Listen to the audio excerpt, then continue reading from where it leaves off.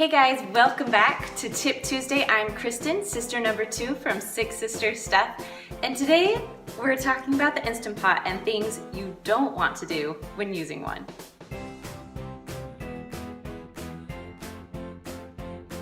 Now, I'm sure like many of you, you were so excited to get your Instant Pot and then you realize, oh, this is a little intimidating.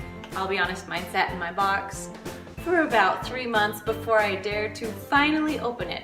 So these tricks are for those who are kind of starting out, who have never really used an Instant Pot, and if you haven't, get your Instant Pot out of your box, and I'm telling you, once you use it, it will change your life. Here are my 10 don'ts when using the Instant Pot. Number 1, don't just jump in, turn it on, and expect everything to work without reading the instructions. The instructions are the most important thing when using your Instant Pot. I know this sounds ridiculous, but there are so many who don't use it. So please use the instructions. Now, in case you didn't know, the Instant Pot is not a slow cooker. You can't turn it on and expect it to pressurize and cook like a slow cooker can. You need at least a half a cup to a cup of water in the pressure cooker or it won't work. Now, there is a little knob at the top of your pressure cooker which is for venting or sealing. So you have to make sure it's always on sealing, or again, your pressure cooker will not pressurize and it will not cook. Venting is for when it's all done cooking. It's called a quick release and you turn it to venting.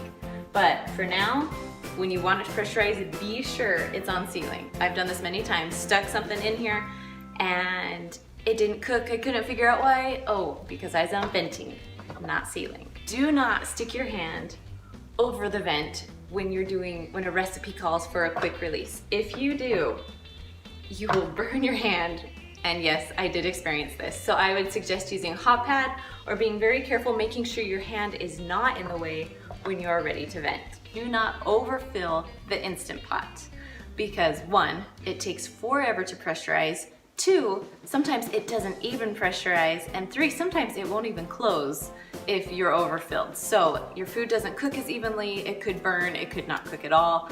Lots of reasons why you should not overfill it. And thankfully, they have a max line, and I would suggest doing 1 line underneath the max line. Do not place the steel bowl on the stovetop. Now, I didn't do it myself, thankfully, but I have seen pictures of other people who have put it on the stovetop and turned it on. This is not for the stovetop. It is only for the Instant Pot. So make sure it just stays there. As you open your instructions and read them like you're supposed to, right? Yeah. You will understand these words like quick release and venting. Be sure when you're making foamy food, so things that cause foam like rice, beans, any type of grain. When I do like a ton of potatoes, when you do really thick soup, anything that causes foaming when it pressurizes. If you do a quick release, even though some says do quick release, if you do a quick release, you will have soup or whatever foam that is coming from that will be all over your kitchen. So just beware. When it's a foamy recipe, be sure you can do quick release. I'll show you real quick. So you're on sealing. To do quick release, you can turn it quickly and quick release that way, then you won't have explosions because no one wants explosions in their kitchen. I've done it multiple times. It's awful to clean up. This is kind of an obvious one, but I've done it before, so that's why it's on the list. You can plug this baby in, you can have it all set up, but if you do not set the timer, it is not gonna pressurize and you're gonna be ready for dinner in about a half an hour and realize you forgot to set the timer and your food is not cooked. So be sure to always set the timer on your Instant Pot. Most people, when they get their Instant Pot and they get an awesome recipe, they're so excited because, oh, it only takes 20 minutes.